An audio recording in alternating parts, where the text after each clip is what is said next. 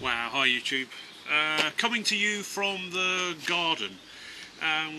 Don't do this very often, but I've got a kind of product review, and I'll be honest with you and say that company sent me this head torch to do a review on and have a look at.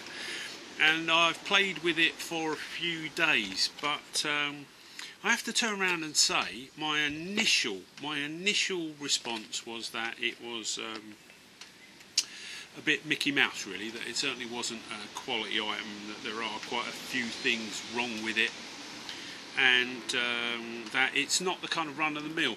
Sort of some of the design elements of this head torch are quite old-fashioned, you know, but some of them are bang-up state-of-the-art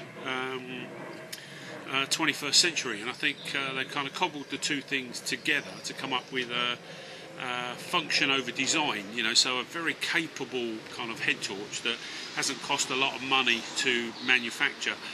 The product you could probably find on eBay for about £6 to £8, so about $12, so it really is kind of bottom end.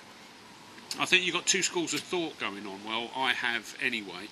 You know, you've got the school of thought that says, well, hang on, invest in a quality item that you're going to have forever and it's never going to break.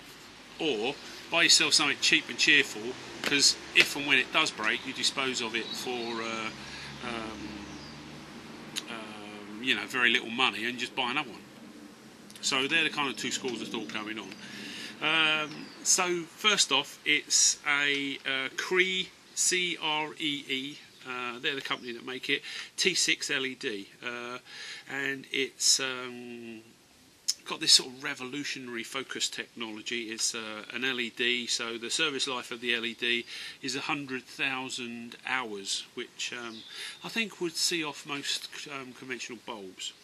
A few of the other things it says on the box is the obvious warning, you know, don't shine it in your own eyes, yada yada yada, and the kind of obvious grown-up stuff that you, I think a little bit of common sense would probably have you not doing.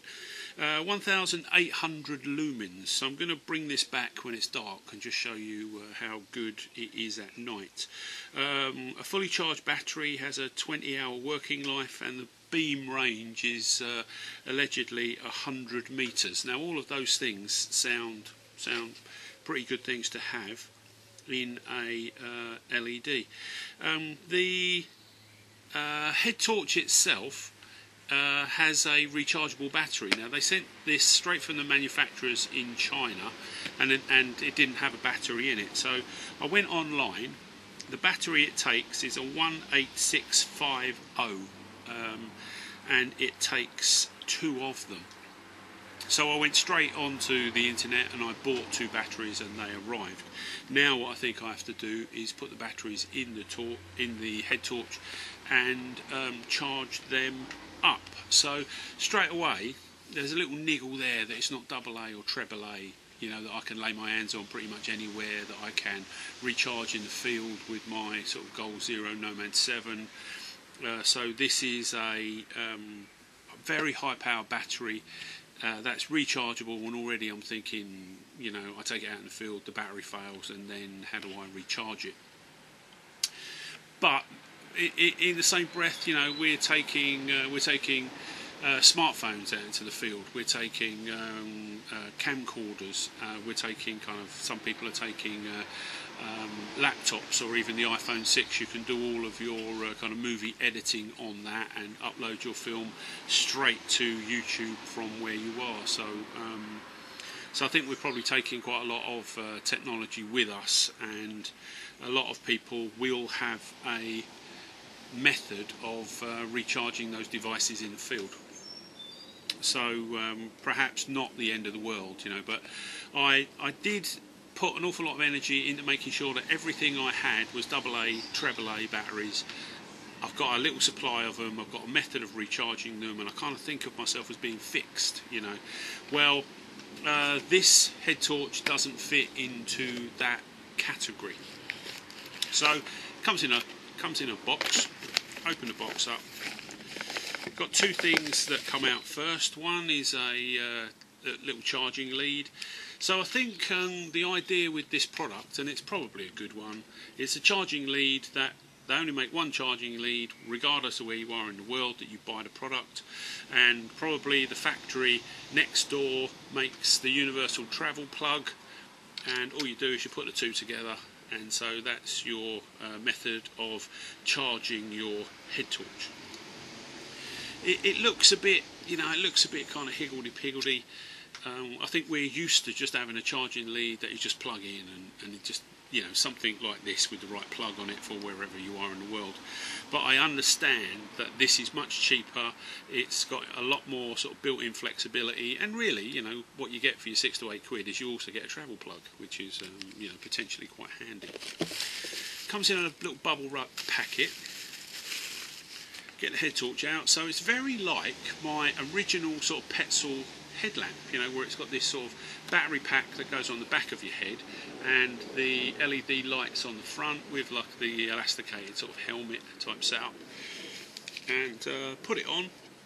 Seems to fit quite snugly. I think it's quite robust. What I don't like about this particular system is I've never really liked cables and wires on the outside of things, because I just think that as you push them in and out of your pack, as you get them in and out to use them, especially in the dark, so it gets dark, you open the top of your pack, you reach in for your head torch, you give it a tug, something like this has caught on something else, and the next thing you know, it's broken, you know. So I've never been a fan of you know, wires and things that run around the outside of head torches. And when they first came out, that was kind of commonplace, but it isn't commonplace now. So this is what, as I was saying, I think harps back to quite old technology, whereas the lamp itself, you know, 1800 lumens is very powerful light, you know, in itself. So I think this is very latest 21st century state-of-the-art technology, where the rest of it is quite old. It's comfortable. It's got this sort of plastic crown at the front, so I'm assuming maybe you could fit that on a canoeing or a climbing helmet of some sort, maybe a cycling helmet. So I quite like that. The on-off button is on the back of the light, and it's literally just a plunger. You know, I think it'd be very difficult for that to come on accidentally in your bag, so I would give that the thumbs up. The light rotates through a good sort of 90 degrees, and you can focus the beam on it. And like I say, we'll sort of come back and do a bit of shooting in the dark and just show you how effective the head torch is. Right, the downside then. So here's your battery pack. There's your little waterproof port. That's where your battery charger plugs into, and that is by all accounts how you charge your light, and that seems okay, doesn't it? We've all seen systems that are very similar to that. Let's take the back of the battery pack off, which is just a very sort of light rubber. You know, as I've said, this you have to bear in mind that this isn't an expensive head torch. So these are the two batteries that I bought for it. You know, on the box it says it takes 18650 rechargeable batteries. So I've gone straight online. I've ordered two of these, and these were about £4. So straight away there's an additional expense, but maybe that's not that unusual. This kind of wire that runs around the outside, like I say, I would be concerned that maybe I'm walking through undergrowth and it gets caught on a branch, or I'm getting it in and out of my pack, you know, and it gets caught on something, I pull it out in the dark and I break the thing. But I kind of think that if it came maybe in its own little, you know, black drawstring pouch, maybe, so when you get it out of your pack, it's in a little bag, so it can't get kind of caught and snagged. I think that might work, and wouldn't be the end of the world. But it doesn't. You know, it doesn't come in anything. It doesn't come with batteries. Doesn't come in a little bag. So I think I just got an unease that it would get damaged really quickly. So I just said that head torch needs a little bag, really. I've just gone into my sewing box and there's a scrap of waxed cotton fabric, so I'm just going to make up a little bag. I've got the sewing machine out, just plug that in. So I'm going to zip up a little bag for it to go in, and I'm going to put it in my kit, going to take it out and use it, see what it's really like in the field. So it's just a scrap of fabric. First thing I'm going to do is put a long kind of hem down that side, and that's going to be a sleeve to run a draw cord through. I'm just guessing it really. I mean, there's no kind of precise measuring or anything. It's like I say, just a little bag that that little head torch is going to go in. I try to keep my sewing machine all kind of set up so that I can just bang out quick little jobs like this.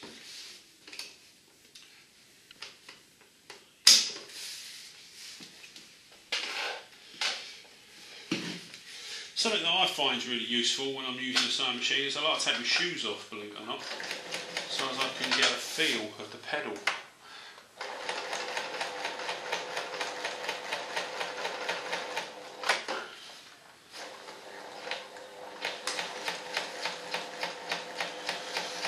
All I do is put the foot roughly on the edge of the fabric and just kind of whiz it through the machine. Really simple little draw cord bag that I'm knocking up. You can set your machine for varying speeds, you know, but I haven't used the machine in probably a few weeks now, so like anything, you know, there's a certain amount of dexterity that goes with it. So start off kind of, you know, fairly slow, and once you start sort of getting into the middle of a big project, you should be able to bring your speed up a little bit. But there's varying speeds on the machine, and I've just selected a sort of middle of the road one. So I get to the end, and then a few stitches backwards just seals the stitching so it's not going to come out. So just a little hem, like I say, that's where your draw cord's going to go through your bag. When you make stuff, the best way to do it is just to turn the fabric kind of inside out so that all of your stitching is on the inside.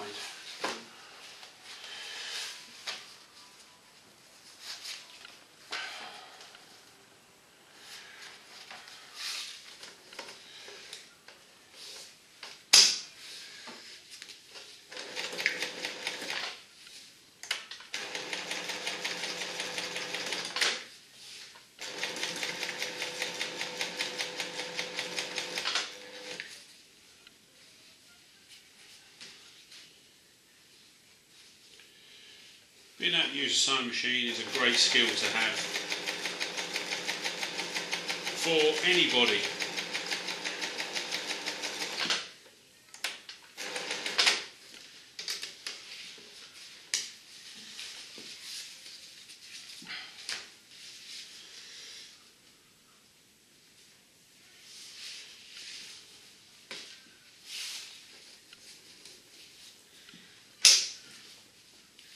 So this little bag is kind of as rough as you like really, but it will serve my purpose. I'm just going to put a draw cord through the top, put that little head torch in it, and then throw it in my bag. But it should stop those wires getting snagged on anything else in the bag, especially, you know, if I'm dragging it out in the middle of the night sort of thing. So there's our little wax cotton bag. Sort of turn it the right way round. So all your seams are on the inside. You know, and that just turns into a nice tidy little bag. I think that'll be great to put my little head torch in. Like I say, just a bit of paracord through the top so it becomes a kind of draw cord bag, and that's going to be where I'm going to keep my head torch. 2-minute job. So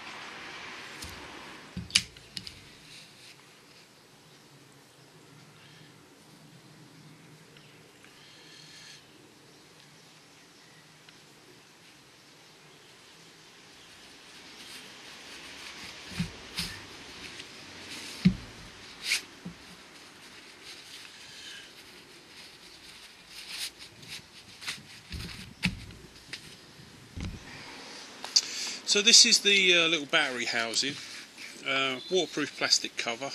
It's got this little key ring, it kind of retains it.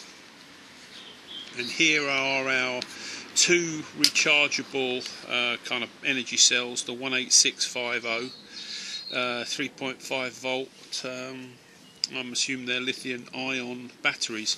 The battery housing is unusual because both batteries have a positive, negative, which is quite unusual. You know, normally their batteries are opposing, aren't they? You know, but in this instance they both go in the same way. And then the battery housing cover, it's just a sort of don't know, like sort of neoprene rubber. I'm assuming that that's supposed to keep it kind of watertight. So we seem to have three power settings. We've got kind of full power, medium power, and then a flashing strobe and off. But I really like it, you know. Like I say, it's a cross between sort of old technology and new technology. It's the right price. We're just going to have to see how it sort of fares when we take it out. But I'm going to test it this evening, see what the light levels are like. 1800 lumens sounds like quite a lot, so it reckons that you could see for 100 metres, which is quite a considerable distance. So we'll come out when it's dark and we'll have a look, see how we get on. Okay, so it's kind of night time. We're here with the Cree T6 lamp, and we're going to see how effective it is in the middle of the night. So just looking off into the end of the garden, that's what we can see without any light. The camera's having a little bit of trouble focusing, but there we are, it's sort of got it in the end. So that's a good maybe 10 or 15 metres away, and that's on high power. You know, so